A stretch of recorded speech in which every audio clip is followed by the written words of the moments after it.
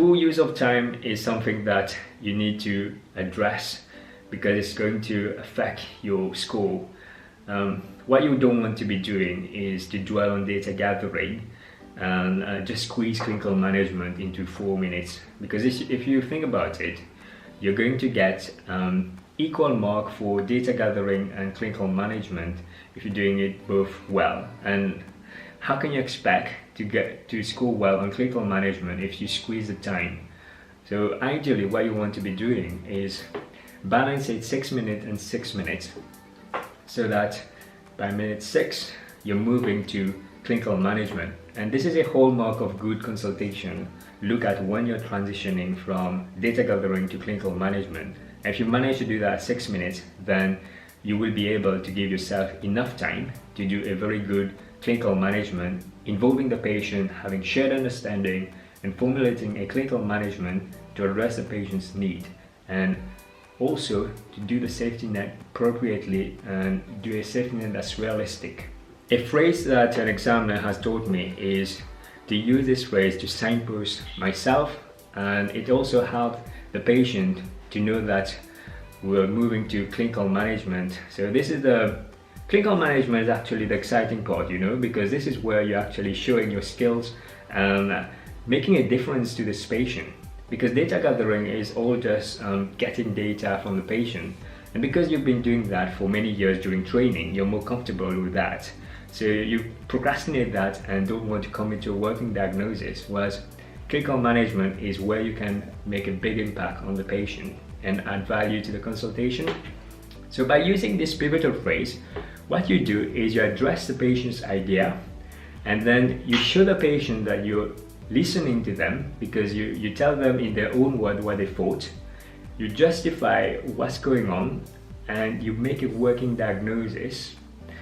And what you're also doing at the end of this phrase is that you're gauging the patient's knowledge before you start explaining about a problem. So for example, you got a patient who's coming with problem and they think it's gallstone. Then you've done your data gathering, you've actually feel that you're confident to do clinical management. You say to the patient, I know that you think you may have gallstone, but I think that it's a kidney stone because the pain is in your lung. What do you know about kidney stone?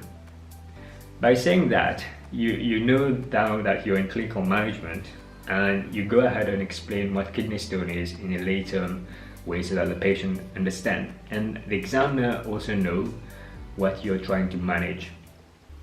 And if you find that you're getting patients who's coming in with multiple problems, it's best to actually screen for that in the beginning in the consultation. So Mr. Smith is coming to see you, so what you want to do is ask Mr. Smith, how can I help? And they might tell you the opening narrative and the problem, and then tell them, is there anything else you wanted, or is there any other problem you want to discuss today? And they might tell you. Sometimes a patient might say, doctor, I've got a couple of things I want to discuss today. Then you need to know what are the things they want to discuss from the get-go, and then recognize which problem that needs to be addressed today, which is a pressing problem. So recognize a priority, and then manage the expectation from the beginning. Tell them, we might not have sufficient time to deal with all the problems today, but I think it's important that we deal with this problem, and we need to give it the time that it needs. So I would recommend, let's deal with this more pressing problem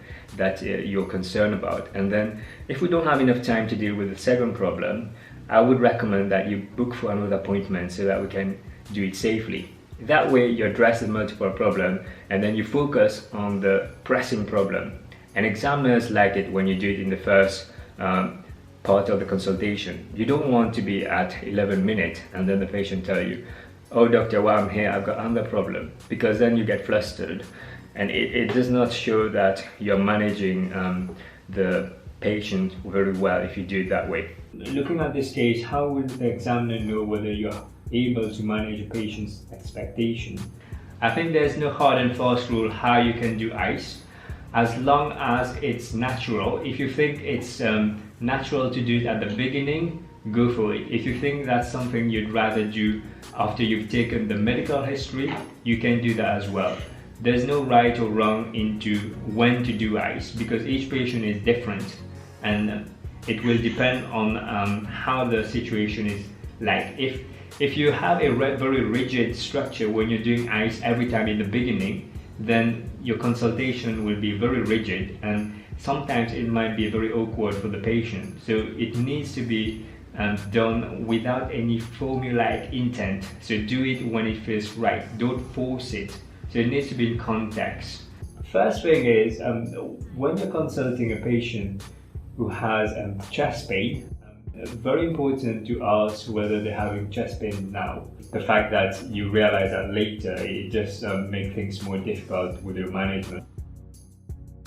Yes, thank you very much for providing this course, Erwin. It has been a real eye-opener to me. Be that much more aware of not just suffering, but at what point I've got to really be firm with myself and move on. I think it's a real comfort zone to stay in the data gathering, but it's a false comfort to do that. So it has been really helpful for me. Thank you very much. Thank you so much for organizing this course. I think I benefited a lot from your course today. To be honest, I have multiple things to address. For example, the time management. You can see it clearly from my first case, I was really running late, and second case was not good either. I think the time management and focus history, I was just asking questions, in the end as well. So I was going forward and backwards. I think I need to address. And the most important thing I learned from this course today was a working diagnosis. There are some pivotal phrases, how you can do a very clear, concise management. I think I'm going to address all of these issues before I sit for RCA exam in May. So I think I won't let you down. I'll do my best. As we talk about with the cycle, the more you iterate your cycle, the better your consultation will get. So now you know about the areas that you need to address, and you know how you can address them.